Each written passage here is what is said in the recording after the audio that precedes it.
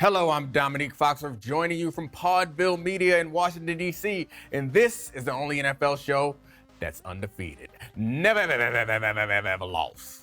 Ever.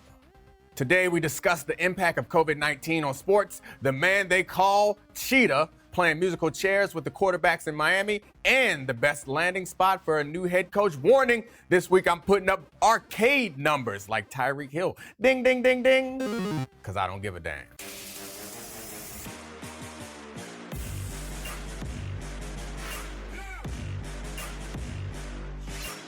What a week of football.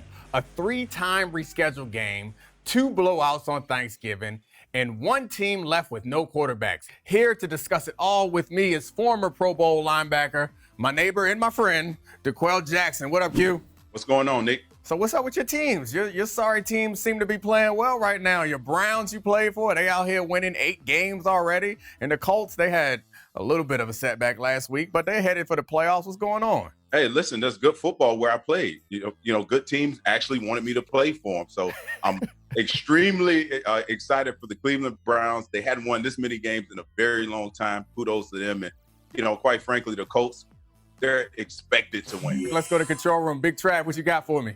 COVID-19 continues to dominate the entire world, and the sports landscape is no different. If you were still in the league, how would you handle the COVID situation? Man, I think people think about professional sports like it's different from college sports, which it is because the professionals kind of have more of a choice. But to me, you really don't have that much of a choice. I'm thinking if I was still playing and as short as careers are and how important those few seasons are financially and for, frankly, finally getting that opportunity, like I'm pretty sure I would play. I might be regretting it right about now because it seems like things are at an all-time high and they seem as dangerous as they've ever been. And some players have had some really bad repercussions from contracting coronavirus. However, I feel like the professional players, they might have less of a choice than even the college players. What do you think, DeQuell?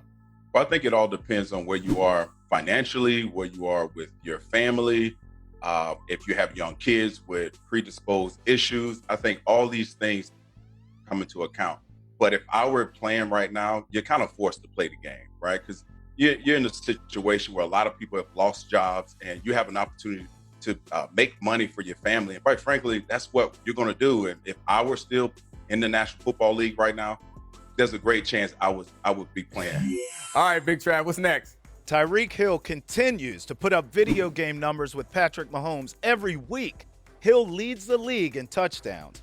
When will the Cheetah finally get the props he deserved? I mean, I think that he gets a lot of props, but I personally think he's the best receiver in the game. Like, he has straight ahead speed that terrifies you. He also has quickness, which you don't find those two things together. And he's not just like a track guy. He can find the ball in the air. He makes plays on the ball. He's a football player who can do everything. And as a corner, he's terrifying. I think part of the reason why he doesn't get the credit that maybe his play warrants is, one, Patrick Mahomes is there, and Patrick Mahomes overshadows everything. And two, he came into the league with a ton of domestic violence issues, and then he had some more. The audio of him making threats came out, and I think it's hard for people to root for a guy when he has that baggage, at least early on. So I think those two things combine to have us kind of look at him like he's not the receiver that he is, and he deserves that skepticism. But I know when I'm watching film and I'm watching games, there's a few receivers that I'm like, they can't be covered by one person, and he's at the top of that list. What do you think, DeQuell? Yeah, I think there's 2 other guys that we forget to talk about, and there's one guy that resides in Atlanta, Georgia, and Julio Jones, and there's another guy in Arizona named DeAndre Hopkins. For me, right now, currently, I think Tyreek Hill, he's playing the best football as any receiver in the National Football League. However, it's hard for me not to put those other 2 guys ahead of him because we all know, listen, Julio Jones is on pace to have 7 consecutive 1,000-yard receiving seasons. So it's hard for me to go against a guy like Julio Jones, but Tyreek Hill is making a strong case for being the best receiver in the game right now. What Tyreek is running at is a different speed. And as somebody who made a living because I was fast, when you see somebody that you know is faster than you, it is intimidating. So, I mean, not that I could cover either of them at this point in my life or even at my peak, but I know which one I want to cover. I would want to cover less. And it's Tyreek. And maybe that's partly because Mahomes going to get it to him. All right, Big Trav, what's next? More head coaching jobs are opening up every week in the NFL, and by far the best candidate is Eric Bieniemy. Ultimately, where's the best destination for him to land? I think the Houston Texans. I think Deshaun Watson, he needs some creativity. I think when DeAndre Hopkins was removed from that situation, everyone panicked. Like, is he still going to be the Deshaun Watson? Can he still make those throws? And he's proven he's had a really solid season despite their awful team play. So to marry Eric Bieniemy, his creative mind, I think will work very well in Houston and very well for Deshaun Watson's maturation. I don't know. I feel like I like Atlanta. Not necessarily because of what they have, but because I think Arthur Blank is a good owner who is patient, and they can rebuild down there. I'm not sure that Matt Ryan is the long-term answer, but I think they can be successful in the near term and maybe make some trades and build something in the future. In that division, the two good teams in that division got some real old quarterbacks, which you could own that division coming up, despite the fact that I think Carolina's on the come up. So we'll see what Bieniemy chooses, but it should be his jobs, or he should be the one who has the first choice to take the one that he wants, and then everyone else can fill in after that. All right, back to the control room, Big Trav. What's next?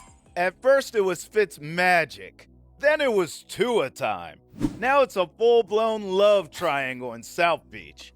Which quarterback will lead the Dolphins to the playoffs? Ah, man, somebody gotta edit my man Trav. He just saying whatever he want now. He out of control. All right, I got a hot take for you, but I'm gonna let you go first. Who do you think is gonna lead them to the playoffs, Tua or Fitzpatrick? The quick answer is Tua. And I think when you look around the rest of the league, you look at what's going on in Los Angeles with Justin Herbert. I've always subscribed to take the kid gloves off of these guys, let them get acclimated as soon as possible. And you got to think, Tua is going into a situation where he has a really solid defense and a really solid supporting cast around him. So I have to go with Tua in this sense. So Tua probably going to take them into the playoffs this year. But are we sure that Tua is going to be the quarterback next year? They got 4 first-round picks in the next 2 seasons. And Tua, the only major concern for Tua was injuries. And guess what? His thumb is hurt already in his first season. Like, I know it might be a long shot, but they got the capital to move up and get somebody different in the next couple of years, or just draft somebody with one of their 4 first-round picks in the next couple of years. I'm not sure that Brian Flores and Chris Greer down there in Miami have settled on their quarterback. The quarterback for the long term in Miami may not be in the building right now. I know it sounds crazy because they just got a first-round pick, but if that guy gets injured again, like that, the only reason why people were hesitant about him was because it seemed like he was always hurt. He's already hurt, so that's my hot take. I'm claiming that before other people get on it. All right, DeQuell, before we let you go, every week we challenge our guests to put their Twitter avatar on a line in a game we call Bet Your Avy. The loser of the bet has to make their Twitter profile pick whatever the winner wants for 24 hours. You ready? Ready. All right, Big Trav, what's the game this week? Baker Mayfield finally takes a break from making all those bad commercials and heads down to Nashville for a date with Derrick Henry and the Titans.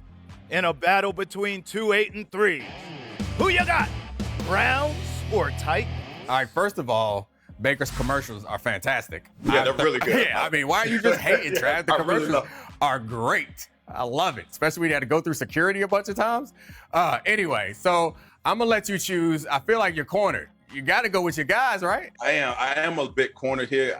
You know what? I have to go with the hot hand. I have to go with the Browns, even though this will be a proven win for them.